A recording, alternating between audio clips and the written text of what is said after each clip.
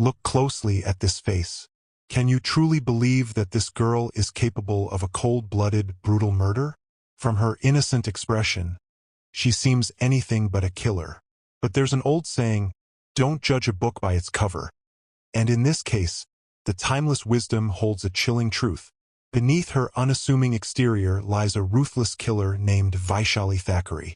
The question is, what is Vaishali's full story? Whose life did she so cruelly end? What was the motive behind this shocking crime?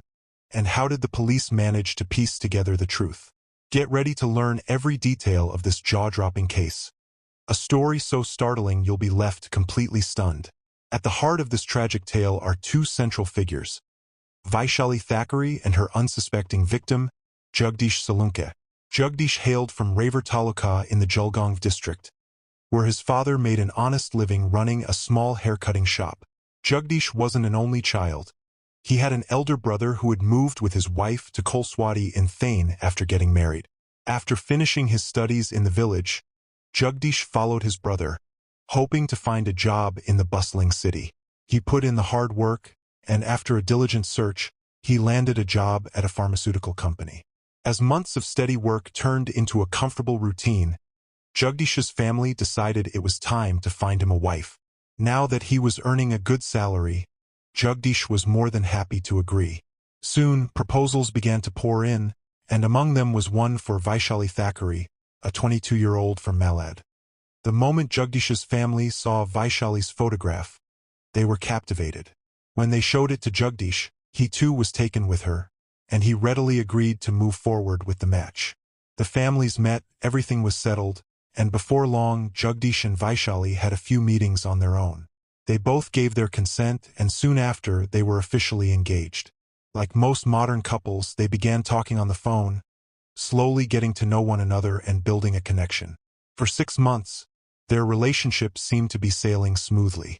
Then came the day they had been eagerly anticipating. On December 29, 2018, Vaishali and Jagdish were wed, a moment meant to bind them together for a lifetime. But was it truly a lifelong commitment? The answer, tragically, was no. Within just a few days of their marriage, a side of Vaishali emerged that Jagdish had never seen before. After the wedding, he brought her back to his family's flat in Kolswati. But they didn't stay there long. They started bickering over the smallest things. While Jagdish's family tried to reason with their new daughter-in-law, she stubbornly insisted on having her own space. Jagdish, hoping to save his marriage, thought that living separately might stop the fighting. He rented a new flat in the Usha Sadhan Cooperative Society, believing that alone, their relationship might heal. Now only Jagdish and Vaishali lived in the flat. He would leave for his office job each day, while she stayed home to take care of the house.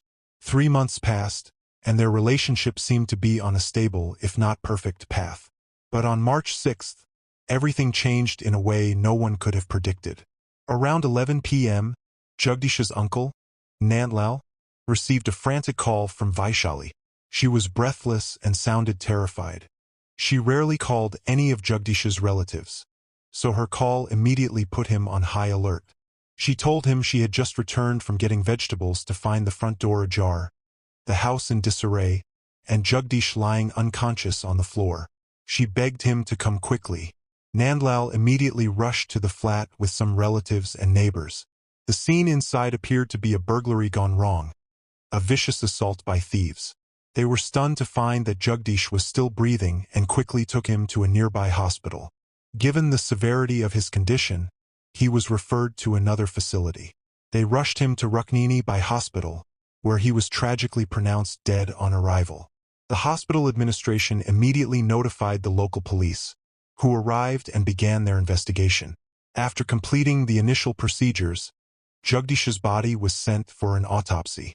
The mystery of what happened inside that house was a puzzle to everyone. The only person who could shed light on the events was Vaishali herself. But just 3 months into her marriage, she was in a state of inconsolable grief. The police decided to proceed with caution and patience, giving her time to compose herself. When they finally spoke to her, she gave a detailed account.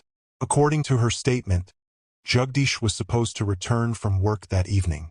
She had called him to remind him to pick up vegetables, but he came home without them. She decided to go to the market herself. When she returned, the front door was open, and upon entering, she found the house ransacked. She noticed that her valuable jewelry was gone and speculated that thieves had come to rob them. She believed Jagdish must have resisted, which is why they had attacked and killed him. Based on her testimony, police registered a case under Section 174 against unknown culprits and began their investigation. As the police continued their work, they eagerly awaited the autopsy report to confirm the cause of death. They went to the hospital to collect the findings, and what they learned completely changed the course of the investigation. The doctor revealed that Jagdish had been strangled with a rope. But that was not all. He had also been poisoned before the strangulation. The new evidence immediately raised a critical question. Why would a thief who came to steal also go to the trouble of poisoning their victim beforehand? The police's suspicions immediately turned to Vaishali. Since she was the only other person in the house, they decided to bring her in for a second round of questioning. She initially stuck to her story about the robbery, but when the police pressed her with the new evidence, she made a shocking confession. She admitted that while she had initially liked the idea of marrying Jagdish, her feelings had changed during the months of their engagement. She had grown tired of him because he was too simple. She longed for a man who dressed stylishly, took her to parties, and traveled with her. But Jagdish preferred a simple, quiet life. About 20 days before the wedding, she told him she wanted to cancel it to focus on her career. Jagdish shared her concerns with his family, who then talked to Vaishali's parents. When confronted by her own family, she claimed she was ready for the marriage after all.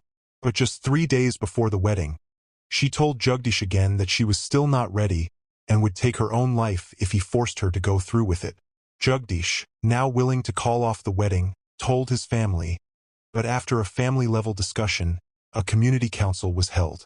The relatives convinced them to go ahead with the marriage, but because of Vaishali's threats, a legal agreement was drafted and signed, stating that if she harmed herself after the wedding, Jagdish and his family would not be held responsible.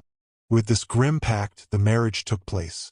In her confession, Vaishali revealed that even after marrying him against her will, she was still determined to get rid of Jagdish.